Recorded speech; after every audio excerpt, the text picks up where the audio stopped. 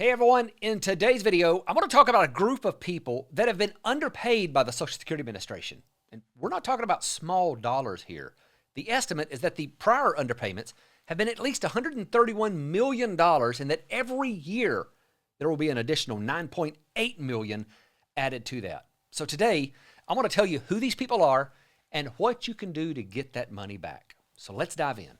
So let's talk first about who is affected, because this is a fairly narrow group of individuals. According to the report I'll show you in just a moment, there are an estimated 11,000 people who were and still are affected. But please, even if you're not one of the ones affected, you may know someone who is. And so even if you don't know someone, just please share this video with your friends or family members. Eventually, someone who is owed money will see this video and can take the steps that I'll outline in just a moment. Now, all of this comes from a 2018 report from the Office of the Inspector General. This is the agency that's in charge of overseeing several of the big government programs like Social Security and Medicare. This is the report that found 11,000 people had been underpaid $131 million. Now, if you want to read this report, I'll link it up in the description. The specific group that was affected were those that had filed for survivor benefits and were also eligible for a benefit from their own work history. This is what's called dual entitlement.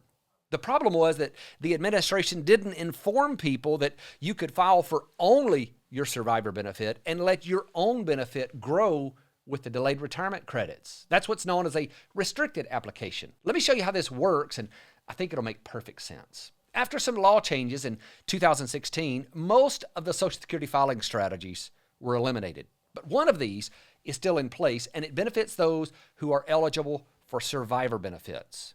Now, a big general overview is that if you're eligible for both a survivor's benefit and your own benefit, you file for one benefit and let the other benefit grow while you're waiting. For example, it could make sense to file for a reduced survivor's benefit as early as 60. Now, while you're drawing your survivor's benefit, your own benefit grows every month that you've delayed filing for it. And at age 70, you simply switch back to your own benefit, which is now substantially higher.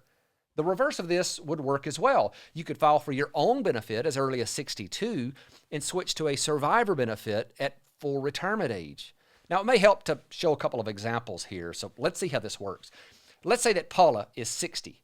At 67, her full retirement age, she has her own benefit of $1,500 per month and a survivor benefit of $1,600 per month.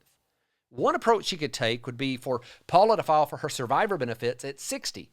That would result in a reduction of 28.5%, which would give her a benefit of $1,144. But she'd be able to collect that amount while her own benefit was growing. And once her own benefit had hit the maximum at age 70, she would simply switch to her own benefit and start receiving $1,860 per month. And that payment would be paid for the rest of her life, plus the cost of living adjustments.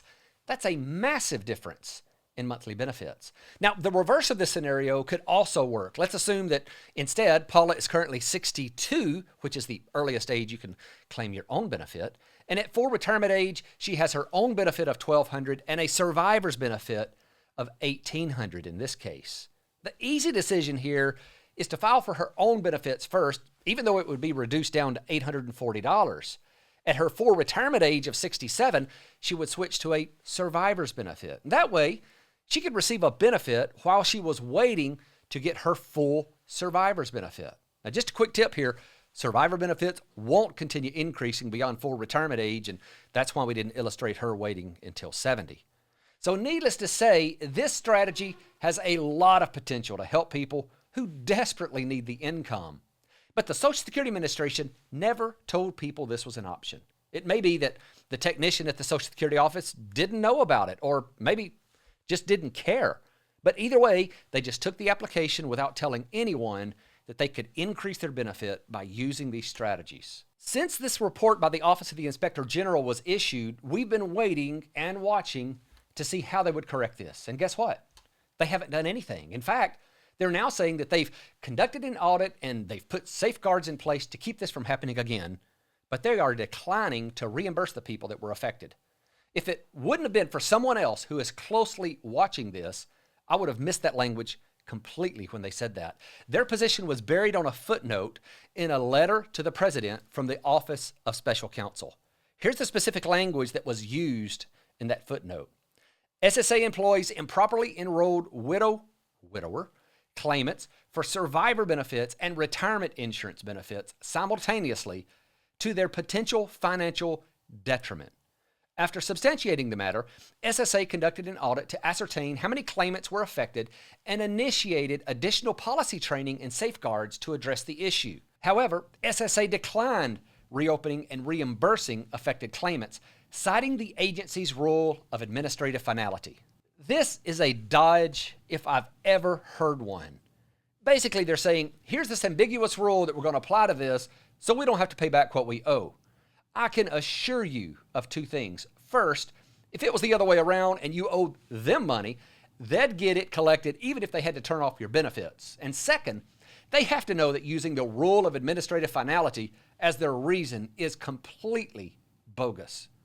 Thankfully, there are some folks who are willing to hold the administration's feet to the fire and are ready to go to war to get back the money that's owed to these retirees. Now, they aren't completely altruistic in doing this. They are attorneys, and they'll likely get a cut of any of the benefits repaid. But this is really the only way to force the administration to do what's right now that they've declined to do so on their own.